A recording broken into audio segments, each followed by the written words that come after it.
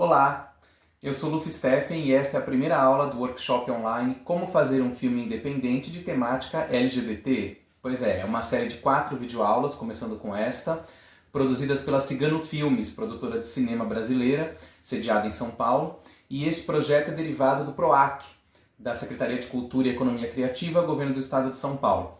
Então vamos começar com esse workshop, como eu disse, são 4 aulas dentro dessa temática de como fazer um filme independente LGBT. E o que a gente vai ver nessa primeira aula? Bom, a primeira aula é dedicada à própria história do cinema brasileiro de temática LGBT, né? Já que esse é o tema do curso, né, do workshop, falar da temática LGBT no cinema brasileiro, é importante a gente ter uma noção histórica, né, do que aconteceu até agora, né, em 120 anos de história do cinema brasileiro, o que aconteceu em termos de temática LGBT, né? É importante a gente saber o que já foi feito, como essa representação aparecia nos filmes, né? Como era essa questão da representatividade LGBT nos filmes e como isso foi evoluindo, né? Como foi se transformando ao longo dos anos, das décadas, né? Bom, para começar essa história, é inevitável citar talvez o primeiro pesquisador brasileiro que se dedicou a essa temática, né? No sentido de pesquisá-la, que foi o Antônio Moreno. Antônio Moreno, que publicou esse livro aqui, que até hoje é uma espécie de bússola, né, para o tema, A Personagem Homossexual no Cinema Brasileiro, publicado, né, de autoria do Antônio Moreno, que nasceu no Ceará em 20 de agosto de 1949, né, portanto estaria agora fazendo 75 anos. Antônio Moreno, apesar de nascido no Ceará, teve a sua carreira muito vinculada ao Rio de Janeiro, foi professor de cinema no Rio de Janeiro, ficou radicado no Rio, e faleceu em junho de 2021, um pouco mais de 3 anos, né? Então perdemos esse grande pesquisador, essa figura muito interessante que foi o Antônio Moreno, que no ano 2000, né, esse livro é não, 2001 para ser mais exato, 2001, essa já é a segunda edição de 2002, né? Mas no ano de 2001 publicou então esse livro A Personagem Homossexual no Cinema Brasileiro, publicado pela EDUF, editora da UF, da Universidade Federal Fluminense, onde, aliás, o Moreno era professor também. Então, é interessante esse livro porque foi a obra pioneira, em termos acadêmicos, de se debruçar sobre essa memória, né? Afinal de contas, o que o cinema brasileiro já gerou de representação LGBT? Na época do Antônio, quando ele fez o livro, nem se usava essa sigla, né? LGBT. Então, tanto que ele batiza o livro de A Personagem Homossexual no cinema brasileiro. E esse livro é muito interessante. Claro que ele precisaria ser atualizado, afinal é um livro lançado em 2001, mas é um livro muito interessante onde o autor faz uma linha do tempo mesmo, cronológica, né? Tentando listar todos os personagens LGBTs que o cinema brasileiro já tinha mostrado. Claro que o recorte dele tem algumas questões, né? Ele se detém sobre os longas-metragens, né? Então ele tira fora os curtas, né? E fica centrado nos longas-metragens de ficção. Então quer dizer, aí já existe um recorte, lógico, né? Ele está falando só de longas de ficção e assim deixando de fora curtas-metragens e documentários. Dois filões que a gente sabe que são muito férteis, né, na questão de personagens LGBTs, principalmente nos últimos 25 anos, eu diria, né? Mas tudo bem, essa é a pesquisa dele, então, centrada nos longas de ficção. Então ele faz uma listagem desde o período do cinema mudo até aquele momento, que é a virada dos anos 90 para o começo dos anos 2000, logo após a chamada retomada do cinema brasileiro, certo? Mas enfim, embora alguns... Claro, hoje a gente já tem muitos outros acadêmicos e pesquisadores das novas gerações, pessoas que surgiram na academia de 2000 para cá, ou mais precisamente de 2010 para cá, que fizeram outros trabalhos também sobre essa temática, atualizando o tema, pegando alguns outros recortes. Então a gente tem, digamos, um vasto, né, campo de pesquisa nas teses acadêmicas, né, de mestrado, doutorado, artigos acadêmicos, de pesquisadores dos últimos 20 anos que também se debruçam sobre esse tema e analisam, né, a produção, a representatividade, a visibilidade de personagens LGBTs no cinema brasileiro em todos os tempos. Mas de qualquer forma, o livro do Antônio continua sendo um grande começo, né? Então, para quem quer pesquisar o cinema, quem está começando a pesquisar a história do cinema brasileiro de temática LGBT, eu recomendo esse livro que é fantástico, né? Então, a partir do livro dele, a gente consegue traçar algumas linhas, né, digamos, das décadas, principalmente as décadas mais antigas, né, digamos, da primeira metade do século XX, né? E o que a gente teve? Nossa, existiram personagens LGBTs no cinema brasileiro na primeira metade do século XX? Alguns, né? Alguns de uma forma um pouco mais insinuada, sugerida, né, e tal. Outros de uma maneira talvez até mais aberta e por isso mesmo dentro de uma chave mais escrachada, vamos dizer assim, né? Mais explícita ou cômica, né? Então, de acordo com Antônio Moreno, o primeiro filme brasileiro que trouxe um personagem LGBT foi um filme chamado Augusto Aníbal Quer Casar, de 1923, dirigido pelo diretor Lulu de Barros, que foi um diretor que atravessou o século, né? Porque ele fez esse filme em 1923 e o último filme dirigido por ele é de 78, ou seja, 50 anos depois. Mas enfim, de acordo com Antônio Moreno, esse filme seria um longa. Há quem diga que na verdade o filme é um curta, então existe um pouco essa discussão se é um curta, se é um longa. E por que a gente não consegue comprovar? Porque o filme não existe mais. Até segunda ordem, o filme se perdeu, né? Então como que as pessoas conseguem saber que o filme existiu? Pesquisando em jornais, em periódicos da época. Então sim, nas pesquisas que foram feitas em jornais, em periódicos dos anos 20, descobre-se a resenha desse filme, Augusto Aníbal Quer Casar, de 1923, ainda no cinema mudo. Segundo Antônio Moreno, qual é a história do filme, seja ele um curto ou um longa? É a história do personagem título, Augusto Aníbal, que quer se casar e tenta inutilmente se casar com várias mulheres e nunca dá certo. Quer dizer, é uma comédia de costumes jocosa da época. Até que finalmente ele se casa com uma mulher e quando chega na noite de núpcias descobre que a mulher dele é na verdade uma travesti e ele foi enganado. Então, desesperado, ele sai correndo e foge num balão. E assim acho que termina o filme. Então vejam que aí nesse primeiro filme que a gente vai falar, a gente já vê duas questões bastante polêmicas e interessantes dessa questão LGBT no cinema brasileiro. A gente tem uma personagem que na verdade é uma travesti, como sabemos, a personagem trans ou travesti, no caso a mulher trans ou a personagem travesti, ou mesmo o homem trans, mas menos, né, mais a mulher trans, continua sendo hoje um grande tabu, né, não só no cinema brasileiro, como na sociedade em geral, né. E a questão T, né, a questão das travestis, trans e pessoas transgêneras, continua sendo a questão mais difícil da sociedade aceitar, né? A gente até hoje tem isso, né? A questão da passabilidade e tudo mais, então ainda é o setor da comunidade LGBT que mais sofre preconceito, intolerância e tal. Enfim, então isso a gente já viu no primeiro filme, né, que a gente está falando aqui, que é esse filme onde o personagem sai correndo porque descobre que a mulher é uma travesti, né, a mulher com quem ele se casou. Né? Outra questão que a gente vê aí é como o cinema brasileiro sempre tratou, durante muito tempo, né, mais recentemente isso caiu, né, felizmente esse tabu não, esse estereótipo, né, de tratar a personagem travesti ou trans como uma figura exótica, né, como uma figura folclórica, exótica, né, uma figura diferente, né, quase como uma ave rara, né. Então esse tipo de representação de personagens travestis e trans vai permear muito tempo no cinema brasileiro, eu diria que praticamente o século XX inteiro, né? E só nesse século que a gente está, o século XXI, é que essa representação começa a mudar.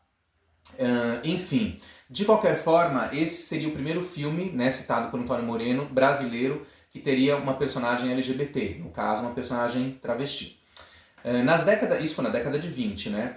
Nessas décadas do começo, década de 20, 30, 40, até a década de 50, vamos dizer assim, a gente tem alguns exemplos muito difusos, né? Coisas que o próprio Antônio Moreno cita como possibilidades, outros acadêmicos mais recentes comentam de outros filmes, quer dizer, no meio disso tudo a gente tem até suspeitas de que o filme Limite, do Mário Peixoto, de 1931, considerado por muita gente um dos melhores filmes brasileiros de todos os tempos, ou o melhor filme brasileiro de todos os tempos, até o Limite, de Mário Peixoto, teria insinuações gays, insinuações lésbicas e tal. E a gente vendo o filme hoje, a gente fica com essa dúvida, né, de algumas cenas, alguns momentos específicos onde isso poderia ser dito, né, mas de uma forma muito insinuada, né, muito discreta, talvez.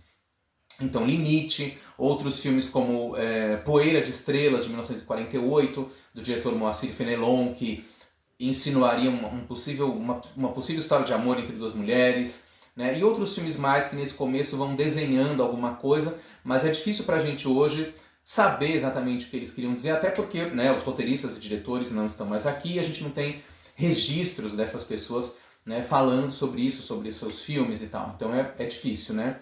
Então, quando que essa história começa a mudar e ficar um pouco mais concreta? A partir da década de 60, né, a década de 1960, onde, né, uma série de revoluções socioculturais e políticas explodem mundo afora, e entre elas a representação LGBT começa a aparecer de um jeito mais ousado, não só no cinema brasileiro, mas no cinema mundial, principalmente na Europa, né? Os Estados Unidos ainda demorariam um tempo por conta daquela questão do Código Reis, né, que só é derrubado em 1966, se não me falha a memória, e só então os filmes começam a ficar mais polêmicos, ousados, trazendo temas da sociedade moderna, né, naquele momento. Mas o Brasil e a Europa principalmente, mas o Brasil também fez lá, arriscou um pouco, e na década de 60 então a gente vai ter alguns filmes brasileiros que vão trazer a temática LGBT de um jeito um pouco mais arrojado. Então vamos nos debruçar sobre a década de 60.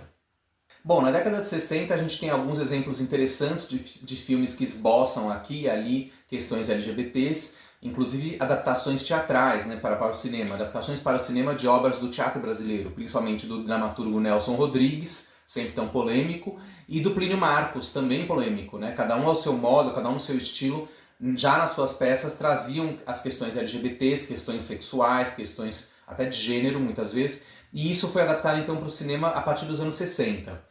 Mas o mais interessante da década de 60, para a gente destacar, é o trabalho de dois cineastas que se tornam realmente, hoje à distância a gente pode até detectar isso com mais clareza, os grandes pioneiros do que a gente poderia chamar de um cinema LGBT brasileiro.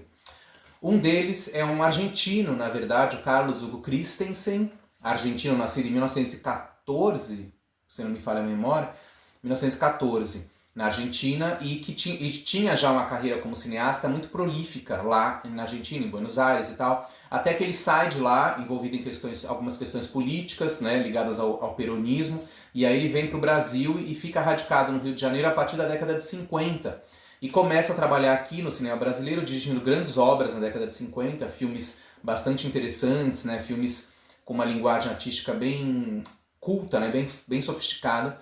Mas eram filmes, eram dramas sociais e tal, até que na década de 60 ele começa a mostrar um lado mais, digamos, sinestésico no seu cinema, já num filme chamado Viagem aos Seios de Duília, de 1964. Mas o filme que realmente é o divisor de águas nessa história é O Menino e o Vento, de 1967, que, não por acaso, é a capa, né, do livro do Antônio Moreno. Essa imagem super bonita que é a capa do livro, que é a imagem símbolo do filme, né? Com os atores Enio Gonçalves e Luiz Fernando Iannelli. O Menino e o Vento é uma obra muito poética, né? Uma obra de cinema poético, muito visual, sensorial, sinestésico. É uma obra que adapta um conto do grande escritor brasileiro Aníbal Machado, que é um dos maiores cronistas e contistas do Brasil. Então o Christensen pega um conto pequeno do Aníbal Machado chamado O Iniciado do Vento e transforma no filme O Menino e o Vento, onde a gente vai ter o quê? Uma relação de amor, de paixão entre um jovem engenheiro e um garoto, né? Um rapaz pobre da cidadezinha, uma cidadezinha no interior de Minas Gerais, uma cidade que venta muito, né? Que tem um vento mitológico, e o menino tem uma ligação fantástica, misteriosa, sobrenatural com o vento. Por isso que no conto O Iniciado do Vento, e aqui virou O Menino e o Vento, no filme, né? Esse filme, né, é uma joia rara, né, com uma belíssima fotografia em preto e branco, e traz essa história de amor velado, né, entre os dois personagens, que enfrentam a ira daquela cidadezinha, a intolerância, o preconceito, a homofobia, né? E o caso vai parar nos tribunais, até que o clímax do filme é um final digno de sua história, bastante sobrenatural, e inclusive ligado às correntes do realismo fantástico, que na época estava super na moda na literatura latino-americana. Pois bem, O Menino e o Vento, então, é considerado hoje o primeiro longa-metragem brasileiro LGBT, por assim dizer. Por quê? Porque a questão LGBT está no protagonismo da história, né? No foco do longa. Não é uma questão paralela, coadjuvante. É a questão principal. Os dois personagens principais estão envolvidos numa espécie de romance, e é por isso que O Menino e o Vento é o primeiro longa LGBT, em 67. Mas quase ao mesmo tempo a gente tem também o primeiro curta-metragem LGBT, por assim dizer também, pelos mesmos motivos, né? Porque a questão LGBT está no protagonismo da história. E que curta-metragem é esse? É um curta chamado, apesar de ser um curta, tem o comprido título de Um Clássico, Dois em Casa, Nenhum Jogo Fora. dirigido pelo cineasta Djalma Limonge Batista, que é esse personagem aqui muito importante para a nossa história. O Djalma, só um detalhe, o Carlos Hugo Christensen, como eu falei, ele era argentino, ficou no Brasil realizando filmes. Depois de O Menino Vento, ele fez mais alguns filmes que também incluíam questões LGBTs, ali, questões gays principalmente, e continuou filmando até que acabou depois entrando numa espécie de ostracismo profissional, parou de dirigir e faleceu em 1999, aos 85 anos, nasceu em 14. Mas enfim, deixou sua marca na história do cinema brasileiro, né? Já o Djalma é uma história um pouco diferente. O Djalma é brasileiro, nascido em Manaus, no Amazonas, em 1947. E o Djalma, ao contrário do Christensen, que se radicou no Rio de Janeiro, o Djalma se radicou em São Paulo, né? Veio para São Paulo estudar cinema no final dos anos 60. Fez parte da primeira turma de alunos da Faculdade de Ciências de Cinema da ECA, da USP, né? Da Escola de Comunicações e Artes da cidade universitária, da USP, aqui em São Paulo. Então, em 1968, ele realiza o seu primeiro curta-metragem, que é, ao mesmo tempo, o seu primeiro curta, o primeiro curta-metragem produzido pela ECA, dentro do ambiente da ECA, e o primeiro curta-metragem brasileiro de temática LGBT, quer dizer, um triplo pioneirismo, né? Um clássico, Dois em Casa e Um Jogo Fora, que, segundo consta, está disponível, às vezes dá para encontrar o filme no YouTube, ou em alguns lugares, mas enfim, é um curta-metragem de 24 minutos de duração, com uma linguagem bastante moderna, onde o Djalma mistura referências tanto da novela vague francesa, como da contracultura norte-americana, daqueles filmes do Andy Warhol, do Paul Morrissey, e faz um filme extremamente radical, que ao mesmo tempo dialoga com o cinema marginal, que estava nascendo naquele ano também de 68, com O Bandido da Luz Vermelha, do Rogério Sganzerla, aqui em São Paulo. Então, o curta do Djalma é moderno até hoje. E conta a história de um rapaz universitário que veio do norte do Brasil para São Paulo e encontra um outro rapaz e eles têm um caso, né? Então o próprio Djalma conta que o filme tinha muito a ver com as experiências dele naquele momento, já que ele era um estudante em São Paulo, universitário, vindo do norte do Brasil, né? Esse livro é a autobiografia do Djalma, Djalma Limonge Batista, Livre Pensador. É uma autobiografia, mas escrita pelo jornalista Marcel Nadale, né, uma espécie de depoimento do Djalma em primeira pessoa, que aliás é a tônica dessa série da coleção Aplauso do Cinema Brasil, da imprensa oficial, uma série muito legal, de livrinhos interessantíssimos, muito ricos, sobre a história do teatro, cinema e televisão brasileiros. A maioria desses livros, se não todos, está disponível online na internet em PDF, basta dar uma procurada. Mas esse livro é muito valioso, Djalma conta essa e outras peripécias. E assim ele se tornou um cineasta muito pioneiro no Brasil, talvez o primeiro cineasta brasileiro a se colocar como gay diretamente, assumido, né, digamos assim, na sua vida pessoal, na sua vida pública. E isso causou a ele uma série de problemas, né? Então a carreira dele no começo foi um pouco tortuosa por conta dessa resistência que ele enfrentou do próprio cinema brasileiro, né, de um certo preconceito machista que existe até hoje, né, no cinema brasileiro, e que ele enfrentou naquela época, há 50 e poucos anos atrás. Bom, depois desse primeiro curta dele, um clássico, Dois em Casa e Um Jogo Fora, em 68, ele fez mais dois curtas também bastante controvertidos. O Mito da Competição do Sul, de 69, onde ele atua também, inclusive, como ator, e Hang Five, em 70. Depois disso, a carreira do Djalma no cinema dá um salto. Nos anos 70, ele faz mais algumas experiências como cineasta, mas se torna principalmente um fotógrafo de teatro, de moda, de cinema, de circo, enfim. Um grande fotógrafo, até que ele volta a dirigir a partir da sua fase dos longas-metragens, em 1979, com o longa Asa Branca, um sonho brasileiro. Depois, em 85, O Brasa Adormecida, seu segundo longa, e finalmente, em 97, Bocage, O Triunfo do Amor. Essa trilogia de longas do Djalma também tem muito a ver com questões LGBTs, questões queer, né? Muito interessante como ele coloca isso, e o cinema dele continua com essa marca que já tinha nos curtas, né? Uma coisa bastante poética, sensorial, diferente, muito diferente do que o cinema brasileiro sempre fez, né? Então o Djalma sempre foi um ponto fora da curva no cinema brasileiro. E basta dizer também que o Bocage, O Triunfo do Amor, é um filme bastante, né, com uma proposta radical, estética e poética inusitada, e que é um filme que é o único longa brasileiro LGBT, que a gente pode chamar, da década de 90, né? A chamada década da retomada do cinema brasileiro. Temos de longas metragens, né? Então a importância do Djalma é enorme, sua obra merece ser resgatada, principalmente agora que ele faleceu, né? Faleceu em fevereiro de 2014, de 2023, há um ano e pouco, um ano e meio já, né? Perdemos o Djalma, essa grande figura que tem o seu pioneirismo garantido na nossa história do cinema brasileiro LGBT. Bom, e a década de 70? O que a gente pode destacar da década de 70 em termos de cinema brasileiro LGBT? Bom, eu destacaria algumas experiências interessantes, como por exemplo o filme Rainha Diaba, de 1974, do diretor Antônio Carlos da Fontoura, diretor carioca, que embora não seja um diretor gay, acabou produzindo duas obras bastante interessantes aqui para a nossa história. Rainha Diaba em 74 e Espelho de Carne em 85. Ambas estão sendo revitalizadas, remasterizadas, redescobertas nos últimos tempos, né? Rainha Diaba conta a história de uma gangue de traficantes de drogas na Lapa Carioca, naquele ano de 74, gangue essa chefiada pela Rainha Diaba, uma personagem mitológica, que é um personagem gay, negro e afeminado, ao mesmo tempo muito violento, né? Interpretado pelo Milton Gonçalves, numa grande interpretação do Milton. Esse filme é uma obra-prima estética, né? Mistura uma série de referências, ao mesmo tempo que remete a Blaxploitation, que estava em alta no cinema americano dos anos 70, e também a explosão de cores do glam rock, do glitter rock daquele momento, do rock mundial.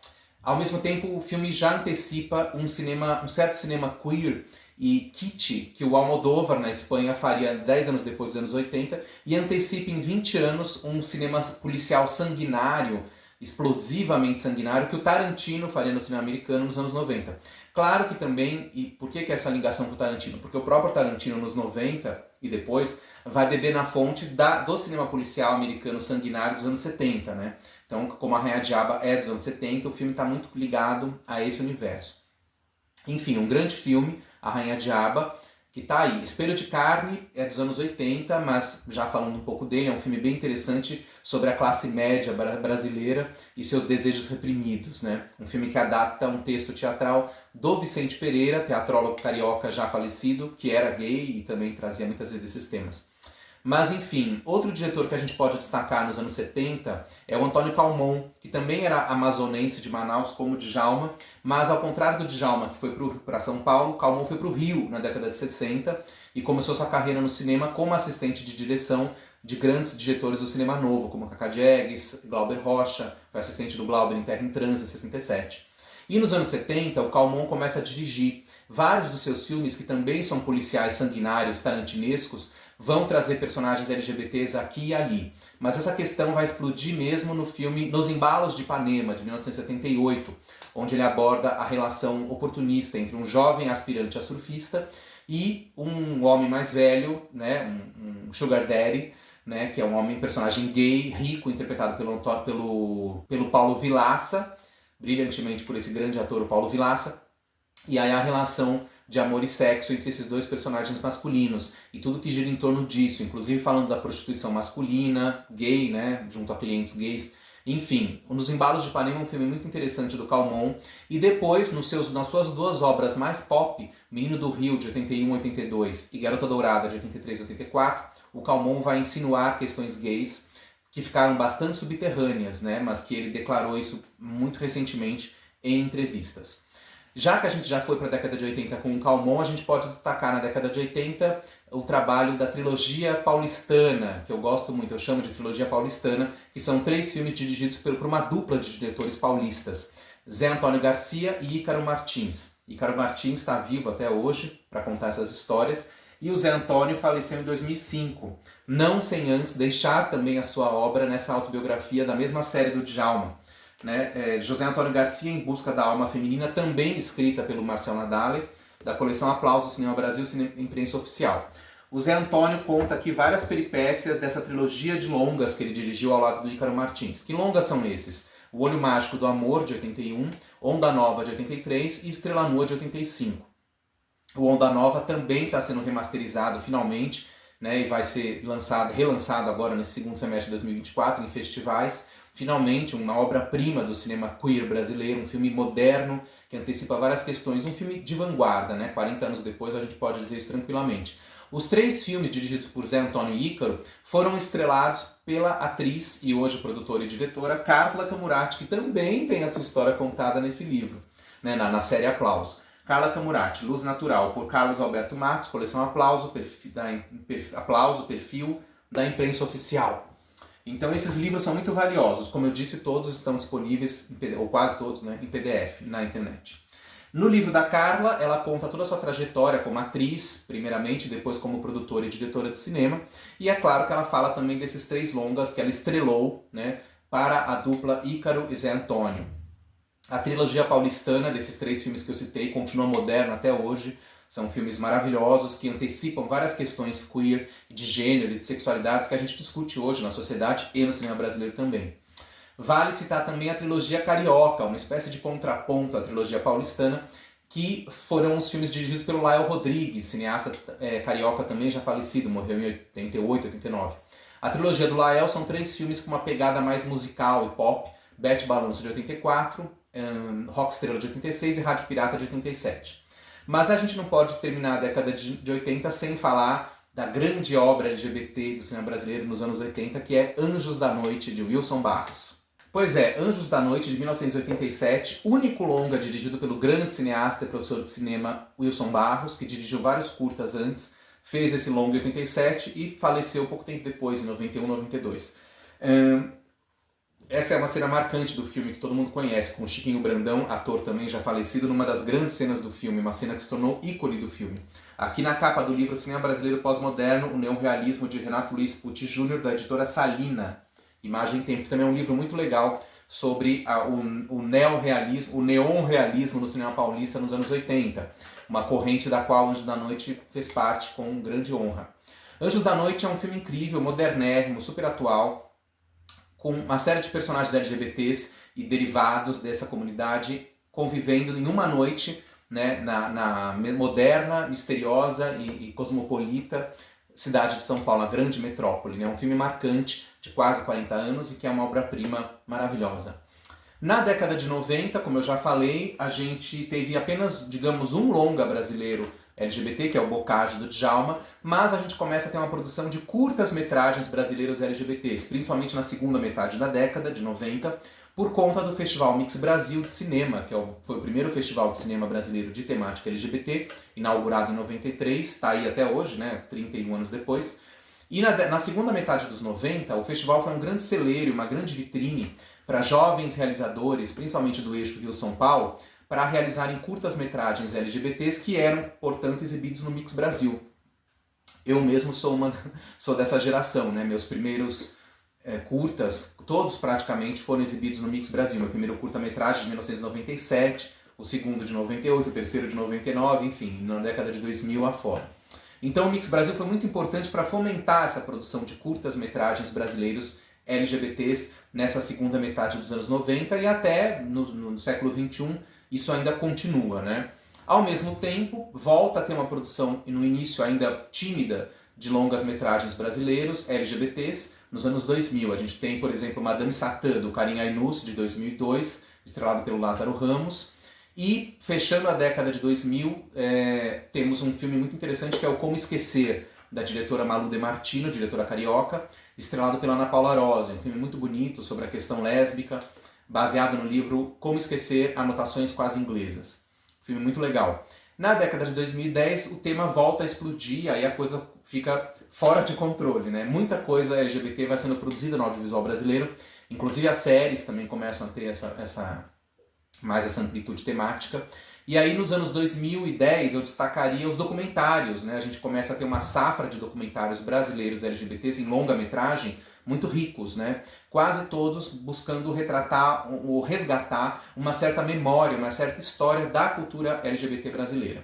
Então a gente vai ter já em 2009 2 docs super importantes, que são Dizzy Croquettes, dirigido pela Tatiana Issa e Rafael Alvarez, sobre a famosa trupe de performance andrógenos dos anos 70, Dizzy Croquettes, e também Meu Amigo Cláudia, dirigido pelo Dácio Pinheiro, sobre a Cláudia Wonder, né, uma figura inesquecível, atriz, cantora, poeta, escritora, militante, enfim, uma figura incrível, travesti, Cláudia Wonder, que fez história na cultura brasileira e na militância também, e faleceu em 2010, um ano depois do lançamento do filme. Meu Amigo Cláudia, que conta brilhantemente a sua história. Também podemos destacar outros documentários que também resgatam a cultura e a memória LGBT no Brasil, como por exemplo Lampião da Esquina, da diretora Lívia Pérez, que se debruça sobre a história do jornal Lampião da Esquina, que foi o primeiro jornal gay brasileiro, ou LGBT brasileiro oficial, vendido em banca e tal, distribuído Brasil afora. Temos Divinas Divas, documentário dirigido pela Leandra Leal, atriz e produtora e diretora, que conta a história das travestis que fizeram, né, que foram a lenda do Teatro Rival no Rio de Janeiro nos anos 60, teatro esse da família da Leandra, que hoje ela administra, né?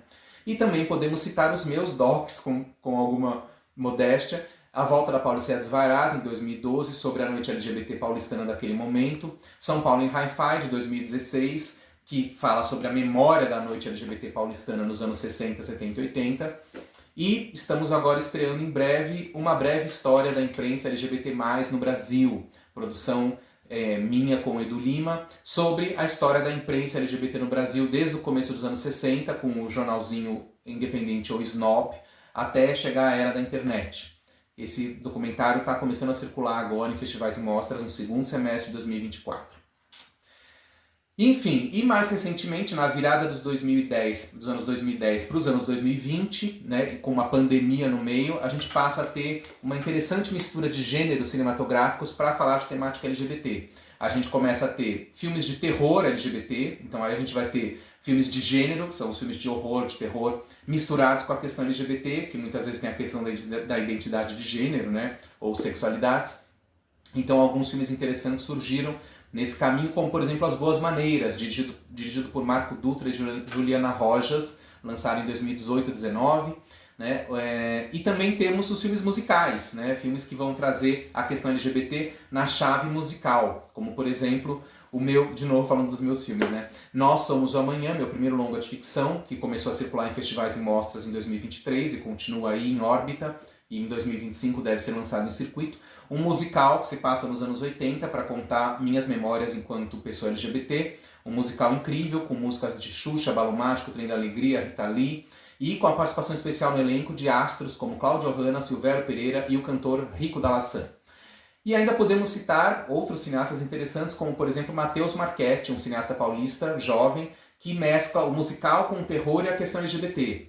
E aí faz longas interessantíssimos, como Núpcias de Drácula, Verão Fantasma e o próximo, que é o Labirinto dos Garotos Perdidos. Então ele consegue mesclar a questão LGBT com a questão do terror, com a questão musical. Enfim, estamos chegando numa fase do cinema brasileiro LGBT bastante rica. Essa década de 2020 promete, não esquecendo também a questão trans e travesti, que vem ganhando força no cinema brasileiro já há cerca de 15, 10 anos, e cada vez cresce mais com o surgimento de novos diretores homens trans, novas diretoras mulheres trans, e pessoas travestis dirigindo filmes, escrevendo e trazendo as suas experiências, suas vivências, suas realidades para as telas. Então é um momento muito rico, né, onde o cinema brasileiro LGBT se pluraliza, né, se espalha pelo mundo e consegue se impor, né, apesar de um certo conservadorismo ainda que o Brasil tem, né, com o seu cinema e com essas questões de modo geral. Mas vamos aguardar os próximos capítulos. Bom, esse vídeo foi só um rasante pela história do cinema brasileiro LGBT. Para quem quiser saber mais sobre isso, me siga nas minhas redes, porque frequentemente eu ministro cursos presenciais e online sobre essa história. Então, em breve eu devo estar ministrando mais alguns com um curso mais, né, com mais capítulos, com mais episódios, com mais materiais, esmiuçando melhor essa linha do tempo, que aqui nesse vídeo a gente deu só uma passada. É isso. Pois é, esse foi o primeiro vídeo do workshop online Como Fazer um Filme Independente de Temática LGBT, produzido pela Cigano Filmes, o workshop. Essa foi só a primeira aula, não percam a próxima aula, onde a gente vai falar de roteiro. São 4 aulas, então até a próxima segunda aula. Até lá!